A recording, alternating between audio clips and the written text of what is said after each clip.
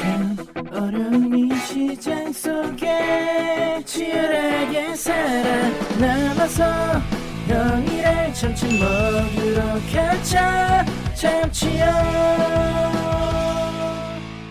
자, 여러분들 반갑습니다. 자, 오늘도 이 참치형과 함께 이 포스코 홀딩스 주가 한번 짚어보는 시간을 갖도록 하겠습니다. 현재 시간은 3월 16일 일요일 8시 44분 지나가고 있는데요. 자, 내일도 우리 시장 진행이 될 건데 제가 생각했을 때는 무난한 상승 흐름을 좀 보여주지 않을까 그렇게 좀 생각을 해봅니다. 지금 이제 금요일 시장도 나쁘지가 않았고요. 최근 들어갖고 21선 구간에서 좀 저항을 받았는데 21선 구간 여기 갭 구간을 좀 일정 부분 소화를 못하고 좀 내려왔는데 어쨌든 5일선에서 지지받았기 때문에 다시 한번 탄력 있는 모습을 좀 보여주지 않을까. 그러면 웬만하면 이제 2600 포인트를 회복세로 돌려줄 가능성이 굉장히 높습니다. 자, 그래서 증시는 조금씩 좀 좋아질 것 같은데 우리나라 같은 경우 변수가 하나가 있죠. 그 변수가 이제 다음 주에 있을 뭡니까? 탄핵 이슈죠. 탄핵 이슈. 자, 탄핵에 있어 갖고 두 가지밖에 없죠. 기각, 인용. 자, 무엇이 어떻건 간에 저는 이게 불확실성이 해소가 되어야 한다라고 생각을 합니다. 하지만 우리 증시에 있어 더 좋은 더 좋은 그림은 이제 인용이 되는 것이 증시가 올라가기엔 더 편할 거예요, 사실. 과거의 어떤 노무현 대통령, 박근혜 대통령 사례들을 다 봤을 때 탄핵이 인용되었을 때 주가가 올라가는 성격이 더 강했기 때문에 어떤 과거의 어떤 그 사례로 인해 갖고 지금도 이렇게 될 것이다. 무조건 그렇지는 않겠지만 그래도 과거의 어떤 사례를 비춰봤을 때 노무현 대통령 때는 인용이 또 안 됐어. 기각이 되면서 또 그때 증시가 좀 안 좋았거든요.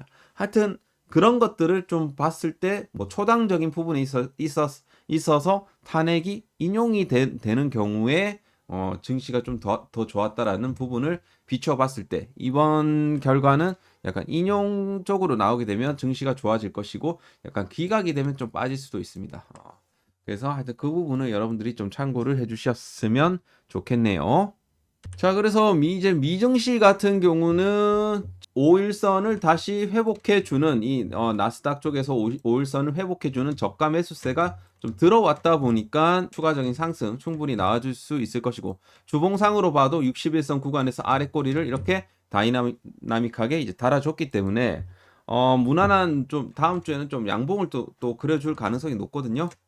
그래서 다음 주는 아마도 이 FOMC 관련한 내용들로 인해 갖고 여기서 예를 들어 파월 의장이라든지 연준 위원들이 립 서비스를 좀 해준다라고 하면 이번에는 동결을 하겠지만 예를 들어 한 5월 달 정도에는 좀 금리 인하를 고려하고 있다. 요런 얘기들이 나와주게 되면 또 이게 또 좋아질 수가 있겠죠. 자, 그래서 최근에 이제 CPI라든지 PPI에 대한 이런 데이터로 비춰봤을 때 이런 당장의 어떤 금리 경기 침체에 대한 부분들은 좀 일단은 좀 약간 어느 정도 완화가 된 느낌이기 때문에 일단은 좀 다음 주 연준 회의가 좀 중요할 것 같고 자, 그렇게 좀 보시면 되겠습니다. 자, 그래서 이제 지수는 무난한 상승세를 좀 보여줄 것 같은 가운데 이제 지난 이 금요일 날 포스코 홀딩스가 마이너스 2.5% 정도 하락이 나왔었는데 전체적으로 좀 이 수급의 어떤 그 분산이 또 있었고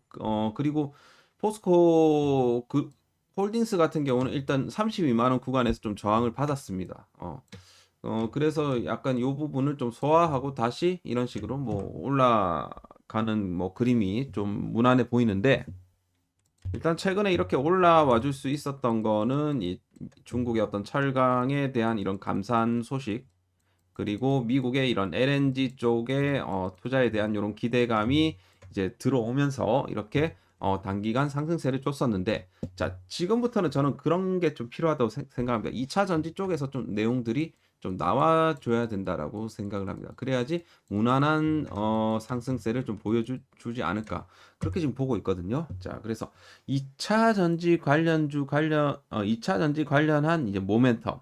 사실 최근에 좀 2차 전지 섹터에서 좀 빠졌던 이유가 뭐냐면, 이제 테슬라의 어떤 주가 하락 플러스 이 삼성 SDI가 2조 원어치의 유상증자를 하면서 또 이제 전체적으로 좀 영향을 좀 받았지 않습니까? 그죠? 삼성 SDI가 참 이 타이밍에 유상증자를 때리는 건 사실 뭐 어떻게 봤을 때 지금 이제 전기차 캐중 구간에서 뭐 적절한 판단이라고 생각을 하는데, 굳이 우리가 유상증자 말고도 뭐 여러 가지 자금 조달하는 방법은 많거든요. 뭐 예를 들어 굳이 이제 주주 배정 유상증자를 했어야 되냐 이거지 결국에는. 좀 투자를 좀 삼자 배정을 좀 받아갖고 하든지, 이거는 좀 아니지. 뭐 합작 법인을 뭐 하든지, 하여튼 뭐 여러 가지 이제 뭐 기업 자금 조달 뭐 할 방법은 충분히 있다라고 생각을 하는데, 이번 유상증자는 조금 이 주주들한테 좀 너무 했다라는 생각이 좀 듭니다. 하여튼 이런 것들로 인해 갖고 단기적인 좀 조정을 받았어 2차 전지가. 자, 그래서 요 좀 그 기사를 좀 보게 되면, 왜 이제 2차 전지 쪽 특히나 성적은 왜 실적은 좀 부진한데 왜 이 외국인들은 포스코 홀딩스를 한 달간 2,568억 원 담았냐? 지금 안 그래도 지금 2차 전지 쪽으로는 뭐 뭔가 이제 캐즘 구간이고 지금 굉장히 좀 실적도 안 좋게 나오는데, 뭐 사실 철강 쪽에 대한 이 확대에 대한 좀 기대감이 있었다라고 볼 수도 있겠고, 특히나 이제 2차 전지 섹터 면으로 봐도 뭐 일단 캐즘 구간이 어느 정도 좀 저점을 좀 잡아가는 그런 느낌도 또 있고요. 그리고 이제 리튬 프라이스 역시도 지금 현재 구간에서 좀 바닥을 잘 지켜주고 있고, 그러다 보니까 조금씩 이제 저가 매수세가 들어오는 게 아닌가, 그런 생각이 좀 들거든요. 자, 결국에는 우리가 그동안에 2차 전지 섹터에서 조정이 나왔던 거는 이 전기차 판매량이 좀 줄어드는 이런 약간 전기차 이 캐즘은 뭐 일시성이 좀 강합니다. 결국에는 이 초기 얼리 어답터들이 전기차를 쓰고, 그리고 앞으로 이 사실 이제 전기차가 대세가 됐을 때 주류 시장이 이제 앞으로 펼쳐질 수가 있겠죠. 초기 얼리 어답터와 이 어떤 주류 시장의 어떤 간극, 이거를 갖다 뭐라고 합니까? 캐즘이라고 하지 않습니까? 캐즘의 어떤 부분들이 사실 약간 이 전기차 관련해 갖고 뭐 생산을 하건 배터리를 뭐 만들건 간에 약간 속도 조절을 좀 하게끔 만드는 좀 그거였고, 그리고 최근에는 오히려 막 전기차 쪽에서 이제 화재가 막 많이 나오면서 오히려 이 전기차에 대한 이 포비아까지 형성이 되면서, 이거 전기차 이거 맞는 거야? 이런 이제 위기론까지 막 불을 지폈습니다. 하지만 우리의 어떤 장기적인 부분들을 좀 봤을 때, 탄소 중립을 달성하기 위해서는 결국에는 이 국가별 친환경 차량으로 전환을 해야 된다는 거죠. 결국에는. 자, 뭐 2035년 뭐부터 시작하고 엄청난 이제 전환이 일어나게 될 것이고, 그 전에는 뭐 이런 이제 국가들이 지금 준비를 하고 있는데, 어쨌든 간에 2035년까지 그 일본 같은 경우는 전기차를 100%까지 이제 전환을 하겠다, 이거를 지금 목표를 하고 있거든요. 그리고 우리나라 같은 경우는 2035년까지 이 100%이 ZEV 세일즈. 그러니까 ZEV라는 것은 이제 무공해 전기차 판매를 이제 100% 달성하겠다. 요거를 이제 말하는 거죠. 그래서 이 표를 이제 보시면 알겠지만, 2030년부터 해갖고 2040년도 이 사이에 내연 기관에 대한 차량 판매 금지, 그죠? 요런 것들이 이제 나오면서 이제 100% 전기차 전환을 이제 법제화 할 것이다. 이렇게 된다라는 거예요, 결국에는. 하여튼 간에 2025년 지금 현재로서 봤을 때는 몇몇 국가만 이런 식으로 지금 노르웨이라든지 덴마크 이런 데서 막 이제 몇몇 국가들만 정책을 시행하고 있지만 35년부터는 이제 기하급수적으로 이제 늘어나게 이제 된다라는 겁니다. 어쨌든 시간이 지나갈수록 이 전기차 기술은 이제 발전하고 그리고 배터리 비용은 이제 내려갈 수밖에 없기 때문에 전기차 가격이 내연기관차나 여타 이제 그런 이제 그, 그런 차량들보다 훨씬 더 이제 경쟁력을 갖게 될 것입니다. 그리고 거기에 따라서 이제 인프라도 점진적으로 이제 구축이 될 것이고요. 그리고 거기에 따라서 뭐 환경 문제에 대한 뭐 인식이라든지 그리고 전기차에 대한 이런 소비자들의 어떤 수용성 이런 것들이 앞으로 점점 올라갈 거란 말이에요. 이런 안정성이라는 이런 것들이 좀 제고가 되면서 그럼 결국에는 앞으로 이제 안정성을 좀 주려면 이 기술력이 이제 올라가야 되겠죠. 결국에는. 그러니까 배터리의 안정성이 곧 이제 기술력이기 때문에 앞으로 뭐 BMS 시스템이라든지 배터리 매니지먼트 시스템 뭐 요런 것들 그리고 이제 지금 현재 우리가 또 준비하고 있는 게 차세대 배터리라고 할 수 있는 이 전고체 배터리 이런 것들이 향후 이제 게임 체인저가 될 가능성이 높겠죠. 그래서 어떻게 봤을 때 삼성 SDI가 이번에 2조 원에 달하는 이제 유증을 하는 이유가 이제 전기차 배터리에 이제 베팅을 하는 것이고 그리고 마찬가지로 우리 포스코 퓨처 M도 지금 전고체 소재를 2027년부터 이제 양산을 하는 그런 이제 계획을 지금 가지고 있습니다. 그래서 여기에 대한 부분들이 이제 솔솔솔솔 이제 주가로 이제 모멘텀으로 이제 작용할 가능성이 이제 높다. 그렇게 이제 보시면 됩니다.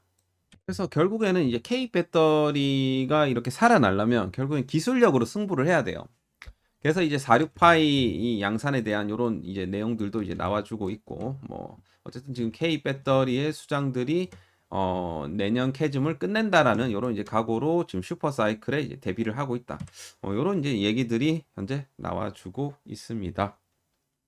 그리고 우리가 또 이제 봐야 될 부분은 이제 관세 쪽인데요. 사실 미국에 이미 좀 공장을 뭐 우리 K 배터리 업체 같은 경우는 이미 공장 건설을 좀 미리 많이 해놨죠. LG 엔솔도 그렇고 삼성 SDI도 뭐 스탈린티스랑 합작 공장 운영하고 있고 뭐 SK온 같은 경우도 조지아 뭐 테네시 켄터키 뭐 여기서 지금 배터리 양산하고 있단 말입니다. 결국엔 미국에서 지금 생산하고 있잖아요. 결국 트럼프의 말의 핵심은 그거죠. 미국에서 생산하고 일자리 창출하면 된다. 근데 그러면서 이제 사실 배터리 셀 같은 경우는 뭐예요? 지금 관세 우리나라 같은 경우는 관세 부과 대상이 아니에요. 근데 이제 뭐예요? 중국의 어떤 CATL 같은 회사들은 달라요. 과거에 이제 지난 이제 11월 달에 뭐 CATL 회장이 막 뭐냐 만약에 트럼프가 우리더러 이제 공장을 짓게 해주면 우리도 뭐 투자할 의향이 있다 뭐 이렇게 얘기는 하지만 아직까지 거기에 대한 얘기가 없잖아요. 그러니까 지금 미국의 배터리 공장을 짓지 못한 데다가 이 대중 이 관세 폭탄을 거의 뭐 직면하고 있잖아요. 현실화가 됐잖아요. 지금 벌써 관세가 이미 뭐 부과가 되고 있잖아요. 결국에는 지금 이제 뭐 CATL이 미국에서 설 자리는 이렇게 크게 많지가 않을 것 같다. 그럼 결국에는 반사 이익을 누가 받냐? K 배터리가 받지 않겠습니까? 그죠? 그래서 뭐 사실 K 배터리 같은 미국에 이미 공장을 지은 업체들은 약간 그래도 이제 선 진입에 대한 이 효과를 좀 누릴 수 있지 않을까? 그렇게 지금 보고 있습니다. 그래서 거기에 따른 수혜를 당연히 뭐 이제 납품하고 있는 포스코 홀딩스도 그대로 이제 받게 되는 거죠. 그죠? 그래서 2차 전지 쪽도 조금씩 이제 좋아질 거라고 보고 있습니다. 자, 그래서 지금 뭐 포스코 홀딩스를 투자하는 부분에 있었고 가장 이제 적기가 아닌가라는 좀 생각이 일단 들고요. 지금 현재 거기에 따라 갖고 최근에 이제 그 외국인 기관들이 이번 한 달간에 이제 포스코 홀딩스를 얼마 정도 샀냐면 거의 외국인의 경우는 1,500억을 이번에 매수를 했고요. 한 달간. 그리고 연기금 같은 경우는 1,660억 정도 포스코 홀딩스를 매수를 했습니다. 굉장히 많이 샀죠. 자, 그래서 요렇게 둘 다 합해 갖고 거의 한 3천억 정도 포스코 홀딩스를 쓸어 담았습니다. 3천억 정도. 3천억. 그리고 포스코 인터내셔널 또 마찬가지로 최근 들어갔고 이제 기간이 1개월치 기간이 1260억 정도, 1260억 정도 쓸어 담았고요. 포스코 DX도 많이 샀어요. 포스코 DX 기관들이 엄청 쓸어 담았습니다. 포스코 DX도 한 460억, 460억 정도 담았고 거기서는 이제 연기금이 한 450억 정도 담았습니다. 연기금이 엄청 많이 담았어요. 그리고 포스코 퓨처엠은 볼까요? 많이 산 것 같지 않은데. 그래도 퓨처엠도 이제 연기금은 그렇게 많이 사지는 않았지만 대략적으로 한 145억 정도 이렇게 매수를 했고, 하여튼 지금 이제 포스코 인터랑 홀딩스, DX 쪽으로 해갖고 최근에 기관들의 매수세가 굉장히 강하게 들어왔다라는 점을 봤을 때 조금 이제 단기적인 추세가 조금은 이렇게 살짝 그 인터내셔널 같은 경우는 추세가 살짝 이렇게 5일선을 좀 이탈을 했지만 다시 회복을 시켜줄 가능성이 높다라고 보여집니다. 포스코 DX도 한번 볼까요? DX도 지금 여기서 한번 이 고점에서 좀 차익 실현이 나오면서 좀 떨어지고 있는데 살짝 쉬었다가 다시 한번 올라가지 않을까 그렇게 좀 보고 있습니다.